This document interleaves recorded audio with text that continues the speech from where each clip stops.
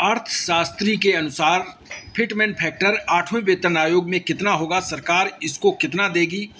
इन्होंने 8वें वेतन आयोग पर जो डीए 50% और 60% के बीच में है, इस पर इन्होंने कहा कि 8th पे कमीशन में डीए जो है वो कम इसलिए है क्योंकि फार्मूला चेंज हो गया है और इस फार्मूले के आधार पर भी फिटमेन फैक्टर पिछले 7th पे कमीशन से ज़्यादा मिलेगा।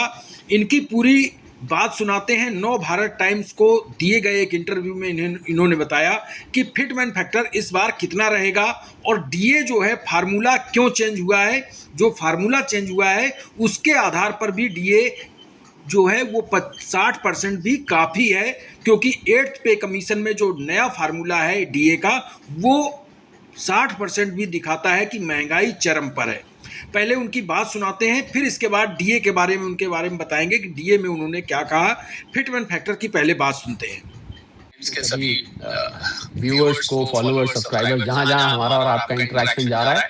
देखिए, अगर हम 7th पे कमीशन को ले 2016 की मैं बात कर रहा हूं, तो वहां पर फिटमेन फैक्टर निकल के आया था लगभग 2.57 था, यानी कि 2.5 से थोड़ा सा फालतू था। और मुझे लग रहा है इस बार भी मेरा अनुमान ये कहता है कि 2.25 से लेके कहीं 2.8 के बीच में हो सकता है। बहुत ज्यादा आप लेके चलेंगे 3.83 अगर आप लेके चलें जो डिफेंस एम्प्लॉइज ने दिया है। मैं कुछ और एजेंसीज के भी एस्पिरेशन देख रहा था, कुछ और एजेंसी जिसमें डिफेंस एम्प्लॉइज की है, उन्होंने 3.83 की बात करी है, सबसे ऊंचा उन्हीं का है। फिर जो ये पोस्टल एम्प्लॉइज हैं, जो FNPO जिसको हम कहते हैं, उनका 3.25 का आया है। और अगर आप AITUC देखें जो कि बहुत एक्टिव है, आपको पता होगा लेबर के मैटर्स में बहुत एक्टिव दिखाई देती है एज ए यूनियन, उसने 3 का दिया है। और उसके बाद कुछ कंजर्वेटिव भी है, JNK एम्प्लॉइज की बॉडीज है, उन्होंने 2.86 से लेके 3.8 का दिया है। और मेरा ये मानना है कि करीब 2.25 और 2.8 के आसपास से बैठेगा। पिछली बार से बेहतर होगा ऐसा मुझे लग रहा है। 2.57 पिछली बार था, तो कहीं 2.8 और 3 के बीच में कहीं जाके बात बन सकती है। तो इसको आप देखिए, इसको आसान तरीका इसको समझने का क्या है कि जो व्यक्ति जो बेसिक इस समय पे है, मान लीजिए वो हम 18,000 रुपए लेके चलते हैं, तो 18,000 रुपए पे कितनी बन जाएगी। मुझे लगता है लोग इसमें ज्यादा इंटरेस्टेड है कि भाई हमारी तनख्वाह 8th पे कमीशन के बाद कितनी हो जाएगी। तो अगर हम 2.57 यानी कि 7th पे कमीशन का अगर नाम लेके चले, जो पिछली बार आया था 2016 में, तो 18,000 लेने वाले की पे करीब 46,260 रुपए बन जाती है। और अगर हम 2.86 लेके चले, जो मेरा अनुमान है कि कहीं यहाँ पर जाके होगा 2.8 और 4 के बीच में हो सकता है। वैसे ज्यादातर जो रिसर्च एनालिस्ट हैं वो कह रहे हैं 2.25 और 2.8 के बीच में होगा, पर मैं थोड़ा सा दिलदार होकर बात करता हूँ, तो फिर आपकी 51,480 रुपए हो जाती है। और अगर जो डिफेंस एम्प्लॉइज ने राम सबसे ऊंची मांग की है 3.83, जिसका आप भी अभी जिक्र कर रहे थे, तो ये सैलरी कहीं 68,940 हो जाती है, यानी कि 18,000 रुपए कमाने वाला व्यक्ति की तनख्वाह 68,940 हो जाएगी। लगभग 4 गुना तनख्वाह हो जाएगी। देखिए, ये सच है कि सरकारी कर्मचारियों को सुविधा तो मिलती है, पर हाथ में जो पैसा आता है वो कम आता है। इस बात से मैं इनकार नहीं करता हूं। और अब समय आ गया है कि सरकारी एम्प्लॉइज को और प्राइवेट एम्प्लॉइज को एक ही प्लेटफॉर्म पर रखने का, तो यही मांग है। इसके बाद डीए को लेकर बातचीत हुई कि डीए जो है 7th पे कमीशन में 125% पहुंच गया था, लेकिन 8th पे कमीशन में 60% ही है, तो कैसे महंगाई बढ़ी है। जो कि डीए इतना कम है तो महंगाई सरकार कहती नहीं बढ़ी है।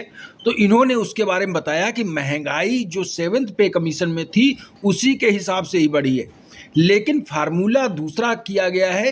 8th पे कमीशन जब से लागू हुआ 7th पे कमीशन, उसके बाद ये फार्मूला अलग चेंज हुआ है। 60% डीए भी ये 125% के बराबर है।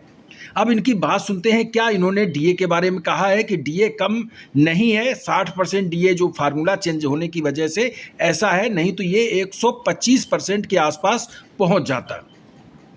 फेसबैक जो कि महंगाई पर ही आधारित होता है। फिटमेन फैक्टर आपको पता है कि कितना इस 10 साल के दौरान कितनी महंगाई पर एनम बढ़ी। तो हम महंगाई के 2-3 फेजेस एज एन इकोनॉमिस्ट मैं आपको राम बता सकता हूँ। 2-3 फेजेस। पहला फेज 2016 से 2020 का था। उस दौरान में महंगाई मॉडरेटेड थी, 3-4% के आसपास। फिर जब कोविड आया तो कोविड के फौरन बाद आपको महंगाई थोड़ी बढ़ती दिखी, हम 6-7-8 तक भी गए थे, ये बात, इस बात से इनकार नहीं किया जा सकता। फिर जब रशिया यूक्रेन का युद्ध आया तब थोड़ी सी महंगाई एलिवेटेड है। फिर आप पिछले 2-3 साल से अगर ये जो युद्ध वाला फेज है ईरान वाला, इसको निकाल दे तो महंगाई एक समय ऐसा भी था जब महंगाई 0 के आसपास आने लगी थी।